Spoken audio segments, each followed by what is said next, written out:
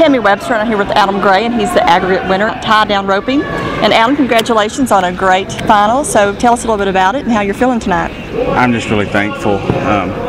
It's a long 10 days, and I started off placing the first 3 rounds, and then in the middle I had some calves. I just kind of had to get by, and then some things happened to other guys, and I just kept roping, and it worked out. I'm really thankful. Now, you said it is a long week. How does that affect your horse?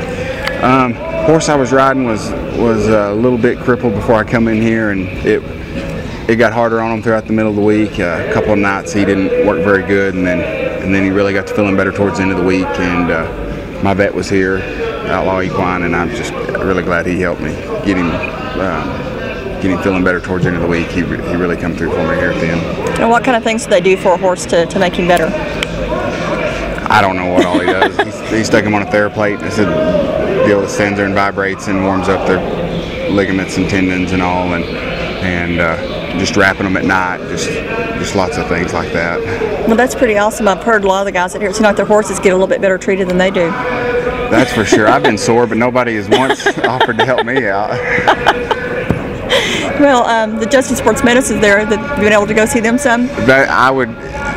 Walking in, all the rough stock riders that are so beat up, I walk in and be like, my hip's a little sore, and I don't have an ACL on my knee, and it's a little sore. It's been 10 years, and then I'll be looking at all the guys that are laying around crippled and maimed, and I just feel bad. So broken nose, 2 black eyes, yeah, I mean, concussions. I'm good. So you're good. I felt I wouldn't be able to walk in there.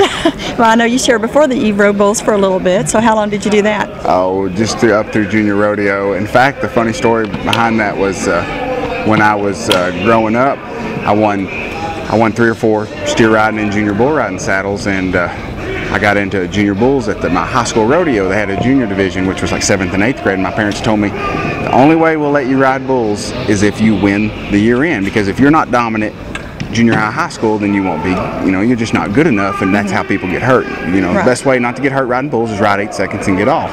Well, I was reserved both years to a guy, and they made me quit.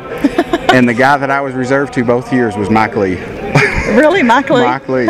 And so he went on, was PBR World Champion, and really successful. And so I had really strong competition. Right, yeah, Mike's a really good guy, but he is a tough guy too. So, talk about all the bumps and bruises, he's had his share. So anyway, that's kind of a funny story.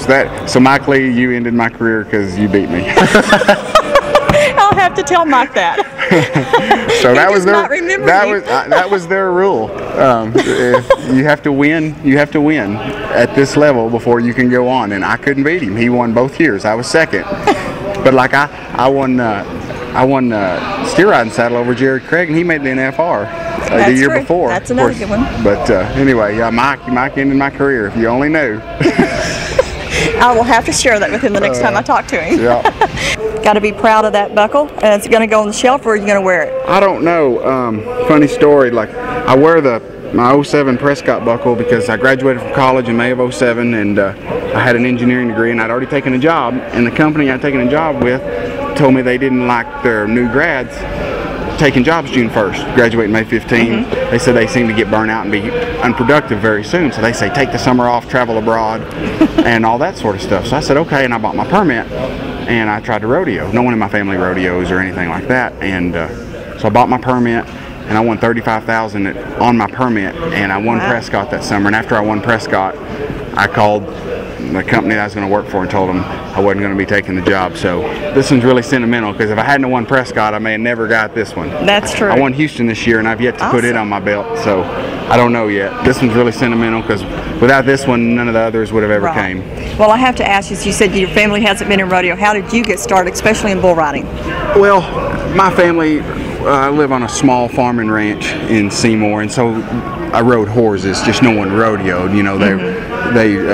My family was cattlemen, but not so much horsemen, and so we had one horse growing up, just one horse to check some wheat field cattle on, and that was the only horse. And I rode and started play daying, and when you did junior rodeos, I just did every event. So I did calf riding, poles, perils, and every under, and it led to 9 to 12, and breakaway was one of the events. So I started breakaway and then it steered, and so I just did every event at the junior rodeos. And so that's how it developed. And then my parents made me quit riding bulls when I was 15, and then all that was left was roping. And so just went from there. All right, well, congratulations, and we want to thank Mike Lee for helping you win this buckle. Well, I just wanted to be like Phil Lyon. I wanted to do both ends of the arena, but because of Mike, I just get to do the one. All right, well, thanks a lot, and congratulations. All right, thank you.